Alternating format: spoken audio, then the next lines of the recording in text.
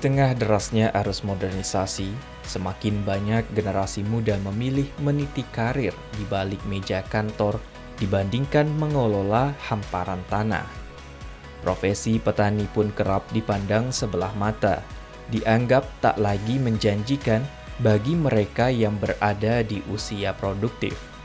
Namun, di balik anggapan itu, pertanian tetap menyimpan ruang harapan, tanah yang subur, kekayaan alam yang melimpah, serta kebutuhan pangan yang tak pernah berhenti, menghadirkan peluang bagi mereka yang berani melihatnya dari sudut pandang yang berbeda.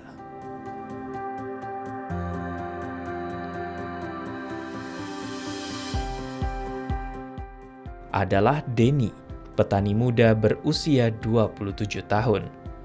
Di Desa Punggur, Kabupaten Kuburaya, ia memulai hidup dan usahanya. Sejak kecil, Denny tumbuh dalam lingkungan yang sederhana. Ayahnya berprofesi sebagai petani. Perjalanan hidupnya membentuk keyakinan bahwa setiap kesempatan dapat tumbuh dari lingkungan terdekat, selama ada kemauan untuk mengolahnya.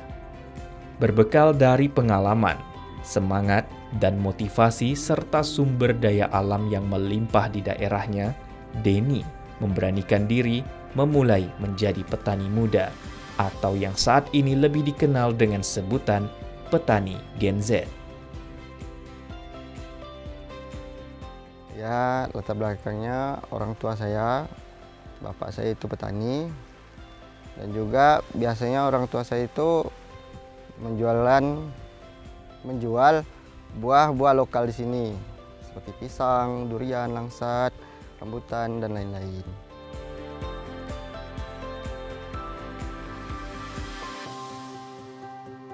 Kenapa saya lebih ke petani? Ya, pola pikir saya begini, saya harus hidup sehat, hidup kuat. Jadi, bagaimana saya bisa menentukan pola kehidupan saya? Karena mungkin saya rasa petani ini lebih cocok dengan saya. Bagaimana saya bisa mengatur istirahat saya, bagaimana saya bisa mengatur tanaman saya, dan bagaimana juga saya bisa mengatur waktu kerja saya.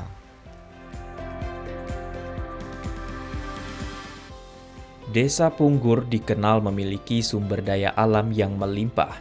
Hamparan lahan yang subur menjadikan sebagian besar masyarakat menggantungkan hidup pada sektor pertanian, mulai dari tanaman pangan hingga hortikultura. Melihat potensi tersebut, Denny memilih tidak sekadar menjadi penonton. Sejak tahun 2018, ia mulai merintis usahanya sebagai petani muda, memanfaatkan kekayaan alam di sekitarnya menjadi peluang yang terus berkembang. Seperti yang kita lihat, di daerah Punggur ini memiliki lahan atau sumber daya alam yang sangat luas. Jadi, bagaimana cara kita memanfaatkannya adalah dengan bertani atau menanam sayur dan buah-buahan.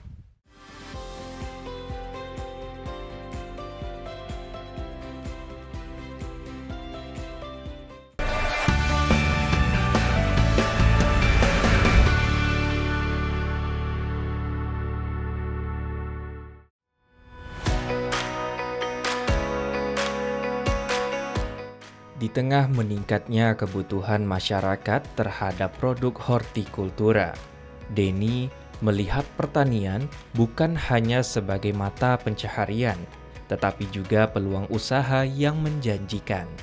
Seiring waktu, usaha yang dirintisnya terus berkembang dengan fokus pada budidaya berbagai komoditas, seperti pepaya, cabai, kacang panjang, tomat, hingga jahe. Memiliki potensi yang bisa maju lagi ini pepaya, karena permintaan pasar ini sangat banyak. Terus dalam lingkungan Kuburaya ini petani pepaya ini masih kurang banyak, jadi tingkat pesaing itu kurang. Jadi saya insya Allah akan terus melanjutkan usaha pepaya ini. Dulu pernah saya nanam cabai, kacang panjang, pare, labu. Tetapi tanaman-tanaman seperti itu, horti, memiliki perhatian yang sangat intens karena tingkat serangan hama dan penyakitnya itu sangat besar dan memiliki modal yang sangat besar pula.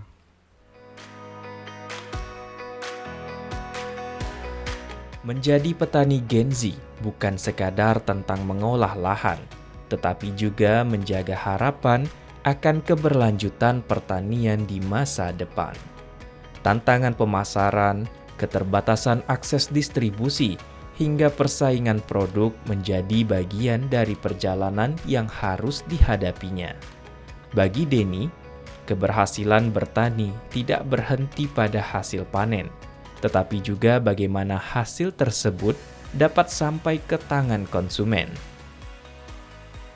Berbagai tantangan baik cuaca hingga penyakit tanaman dihadapinya dengan penuh ketelatenan. Tantangannya di lapangan yang terutama itu adalah faktor alam, cuaca, hujan, angin, dan juga kemarau.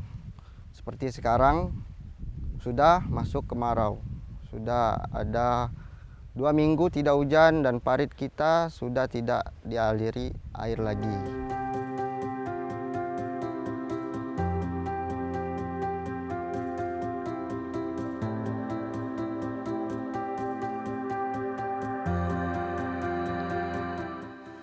Jika angin sangat kuat, maka tanaman kita akan roboh, patah,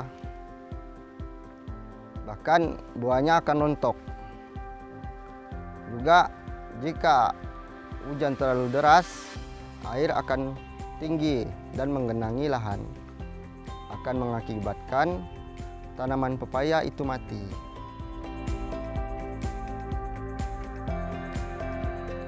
Selain tantangan alam, juga ada tantangan seperti hama ulat, lalat buah, juga jamur. Bahkan ada bakteri jika kondisi lembab.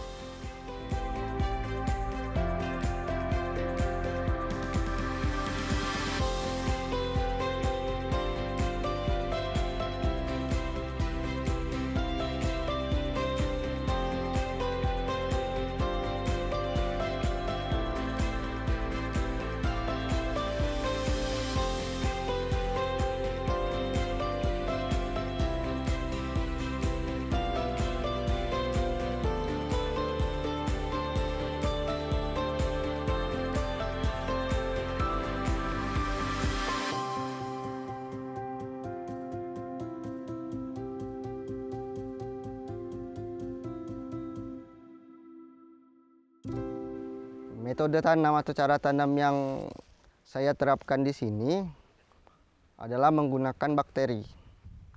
Kenapa bakteri? Karena sifat bakteri itu mengurai dan mengemburkan. Juga bisa membuat kompos atau menjadikan pupuk, juga menghantarkan unsur-unsur hara ke tanaman. Jadi seperti kita lihat, tanaman pepaya saya tidak menggunakan bedeng. Karena di situ sudah saya semprot dengan bakteri pengurai.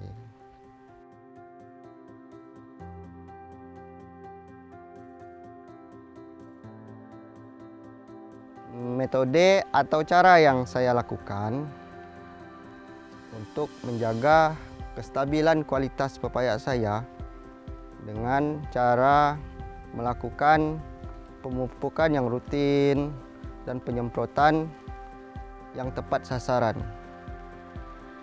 Disinilah kita bisa menghasilkan pepaya yang bagus, karena tepat sasarannya akan mengefisiensikan waktu dan modal untuk kita panen nantinya.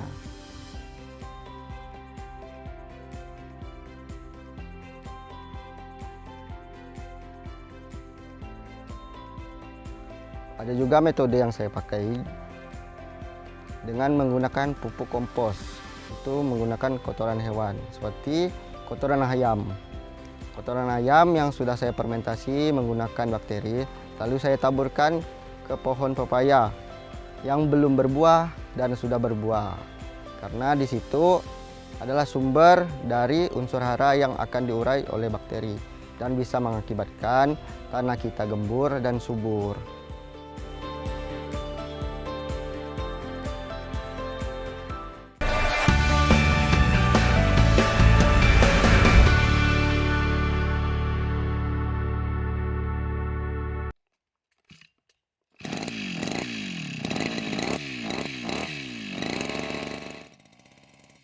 Di tengah semakin berkurangnya minat generasi muda untuk bertani, regenerasi menjadi kebutuhan yang tidak bisa ditunda. Kehadiran petani muda menjadi bagian penting dalam menjaga ketahanan pangan, sekaligus memastikan sektor pertanian terus tumbuh. Pemerintah Kabupaten Kuburaya telah sejak lama menggaungkan petani muda untuk berperan aktif dalam perkuat pangan di Indonesia, khususnya di wilayah Kalimantan Barat. Untuk dukungan pemerintah, alhamdulillah 2 tahun kemarin kita mendapatkan program P2L. Di situ kita diberikan modal, dibangunkan rumah bibit. Terus kita terus didatangi pihak-pihak yang berwenang untuk controlling terhadap program-program tersebut. Alhamdulillah dengan program itu bisa membantu ekonomi kelompok dalam melaksanakan pertanian ini.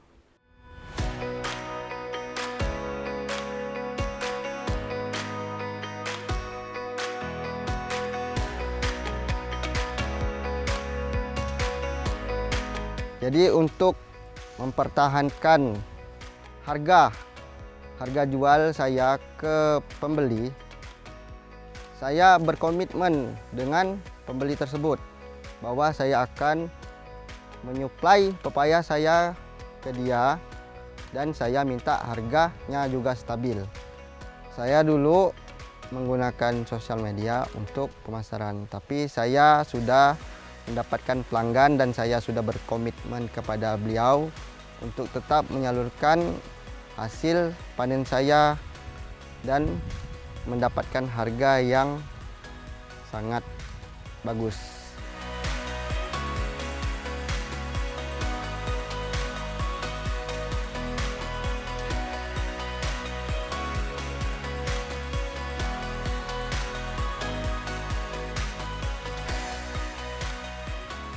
Suka duka dalam petani, saya sih merasa saya harus happy terus sebagai petani. Memang tidak dipungkiri ada duka di dalam itu karena ketidakstabilan harga di pasar. Kadang-kadang harga tinggi, pas kita panen harga langsung anjlok rendah dan membuat kita habis modal, bahkan kita mengalami trauma di situ. Tapi sebagai petani kita harus belajar di situ, kita harus bangkit, kita harus konsisten dalam bertani. Karena petani ini adalah penyangga tatanan negara Indonesia.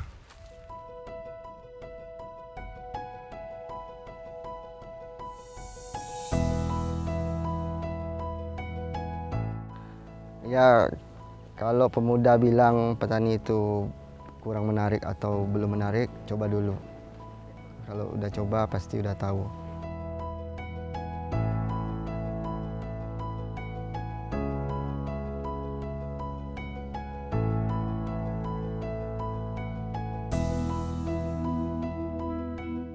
Bagi Denny, bertani bukan pekerjaan yang harus dipandang sebelah mata. Justru dari tanah yang diolah dengan penuh kesabaran, lahirlah hasil yang menjadi kebutuhan setiap orang.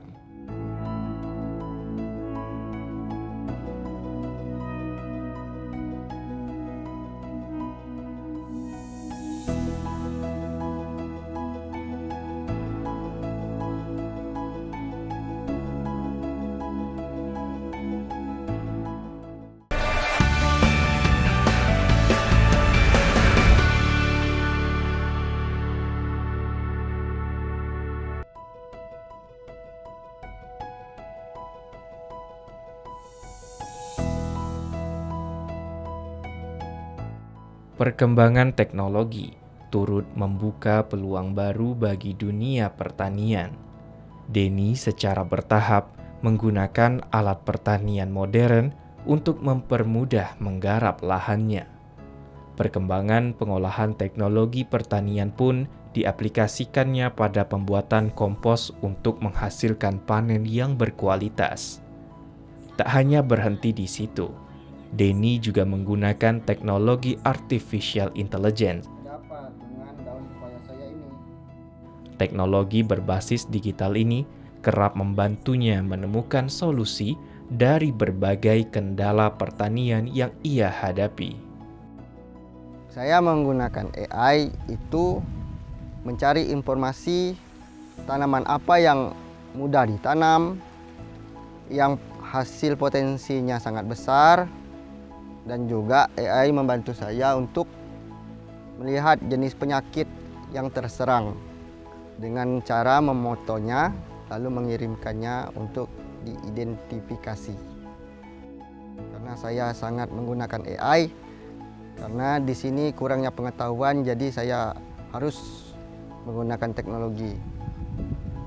Banyak teknologi yang saya sudah gunakan, seperti kultivator untuk mengemburkan tanah, mesin spray yang menggunakan mesin, mesin tebas yang menggunakan mesin. Itulah yang membuat saya yang bertani sendirian bisa sampai sekarang.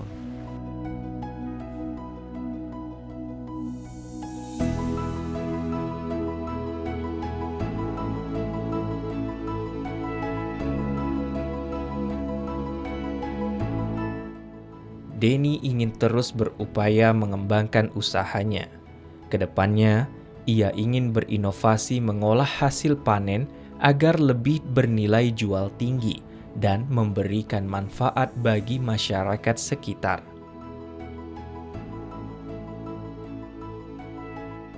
Impian saya ke depannya, pepaya ini tidak hanya panen jual, tapi panen olah jual. Karena apa? Karena jika pepaya ini diolah akan menghasilkan harga yang lebih tinggi lagi.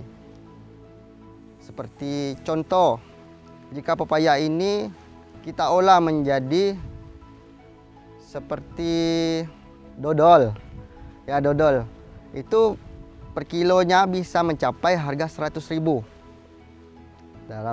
Jika kita jual langsung pepaya ini harganya cuma Rp6.000. Seperti itu.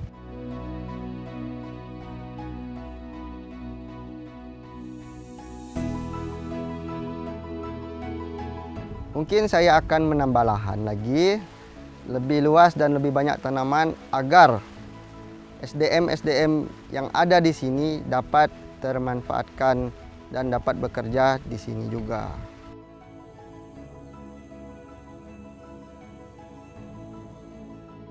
Baginya, keberhasilan bukan hanya diukur dari luasnya lahan yang dimiliki, tetapi juga dari banyaknya orang yang dapat ikut tumbuh bersama.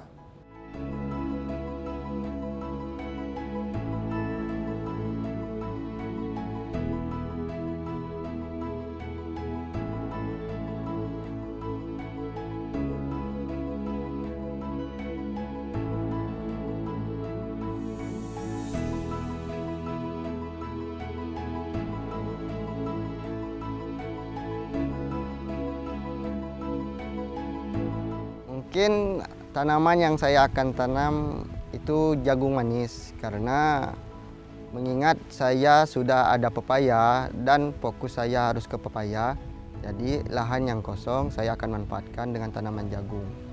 Kenapa jagung? Karena tanaman jagung ini perawatannya itu mudah.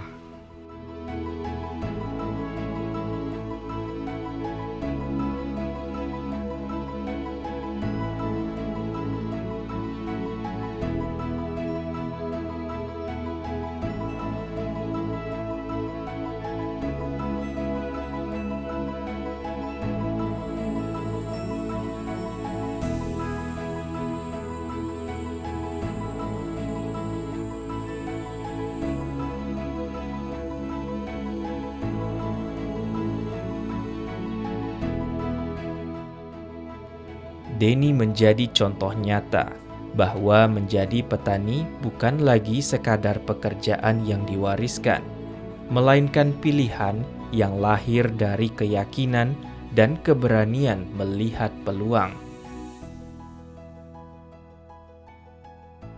Dari sebidang tanah di Desa Punggur, tumbuh harapan bahwa pertanian akan terus hidup bersama dengan generasi penerus.